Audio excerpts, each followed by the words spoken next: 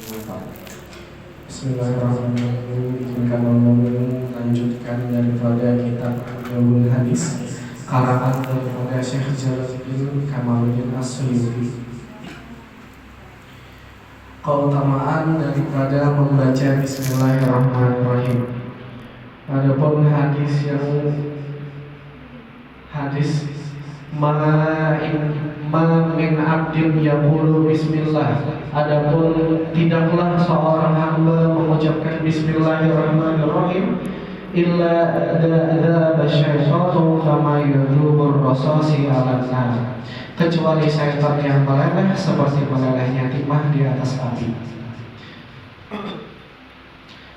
Lalu ada hadis ma min abdin yaqulu bismillah, dan ketika ada seorang hamba yang mengucapkan bismillahirrahmanirrahim, lalu illa amarallahu ta'ala, kecuali dengan perintah Allah subhanahu wa ta'ala, al-kiramul katibina ayyaktubu fi diwanihi arba'imiatin hasanah, kecuali Allah yang maha luhur memerintahkan malaikat kiraman katibin, malaikat yang bertugas mencatat amal perbuatan manusia, untuk mencatat 400 kebaikan untuk catatan amalnya.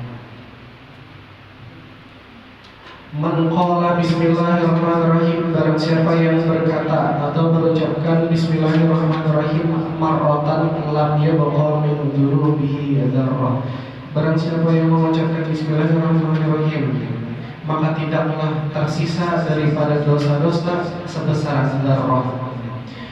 Adapun dzarrah itu adalah atom atau partikel terkecil dalam suatu benda. Adapun hukum daripada membaca bismillahirrahmanirrahim itu terbagi daripada 5 perkara. Yang pertama itu adalah wajib, yang kedua adalah sunnah, yang ketiga adalah mubah, yang keempat ada makruh. Lalu juga kita juga mengucapkan bismillah itu bisa juga jadi haram. Yang pertama, kalaunya wajib dalam bismillah itu biasanya kita membaca Al-Fatihah. Nah, kalau membaca Al-Fatihah itu wajib hukumnya kita memakai bismillahirrahmanirrahim kalau mazhab Syafi'i. Lalu makruh, lalu sunnah. Nah, kalau sunnah, kalau kita mengucapkan atau melaksanakan perbuatan yang sunnah seperti minum air zam-zam atau bersiwak atau belajar, nah itu disunahkan untuk membaca bismillah. Terus mubah, kalau mubah itu seperti makan, minum. Nah, tapi kalau niatnya ibadah itu baru namanya sunnah. Tapi kalau dia mengucapkan hal-hal yang biasa seperti berjalan, mubah itu bismillah, nah itu hukumnya mubah juga diperbolehkan aja. Tidak dosa dan tidak dimakruhkan. Nah, tapi kalau dia bismillah dalam makruh, dalam mengucapkan bismillah itu kayak gimana? Nah, misalnya kita mengucapkan hal-hal yang makruh atau melaksanakan hal yang makruh. Contohnya apa? Minum berdiri, nah itu makruh. Lalu ada mengambil uban, mencabut uban, nah itu adalah hal yang makruh. Misalnya sebelum mencabut uban dicabut bismillahirrahmanirrahim, ya kita cabut uban, nah itu makruh.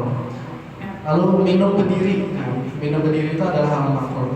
Hal yang makruh itu apa? Hal yang makruh itu adalah hal yang kontradiksi dengan sunnah.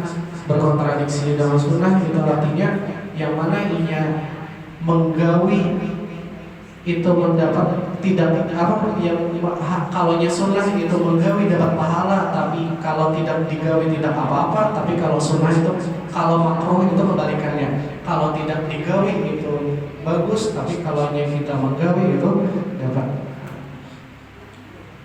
Nah, kalau haram bismillahirrahmanirrahim nih, tapi haram hukumnya, ya itu seperti makan daging babi atau daging anjing. Misalnya kita kada boleh itu tahu, itu kada boleh makan daging anjing, itu haram. Lalu kita bismillahirrahmanirrahim lalu makan daging anjing, nah maka itu hukumnya haram juga. Adapun membaca bismillahirrahmanirrahim ketika Al-Fatihah itu biasanya amalnya bukan pian umrah atau pergi ke negara itu tidak dibaca bismillahnya. Karena apa? Karena di Saudi Arabia itu memakai atau mayoritasnya adalah mazhab daripada mazhab Hanafi, Hambali, Imam Ahmad bin Hambal. Nah, itu kalau kita Imam Syafi'i hukumnya membaca Bismillahirrahmanirrahim adalah wajib sir dan zahar atau zahar. Nah, kalau jumhur itu sir, ya kan, mau Fatihahnya juga. Nah, kalau maghrib, isya dan subuh itu harus zahar juga ya, membaca Al-Fatihah. Adapun daripada mazhab Maliki dan Hanafi dan Maliki ini tidak memakai Al-Fatihah karena apa? Karena mereka tidak meyakini bahwasanya Al-Fatihah termasuk daripada tidak meyakini bahwasanya Bismillahirrahmanirrahim adalah termasuk dari Al-Fatihah. Jadinya mereka langsung. Nah, tapi kalau di Imam Ahmad tadi waktu di Saudi tadi apa? Ini membaca sir atau membaca dalam hati. Hanya alhamdulillahirabbil alamin. Nah, jadi ini membaca dalam hati dulu bismillahnya, baru Al-Fatihahnya dibaca dengan zahar atau dengan lantang. Nah, gitu. Mungkin dari sini saja penjelasan bismillahirrahmanirrahim dari ulun. Mohon maaf kalau ada kesalahan. Wassalamualaikum warahmatullahi wabarakatuh.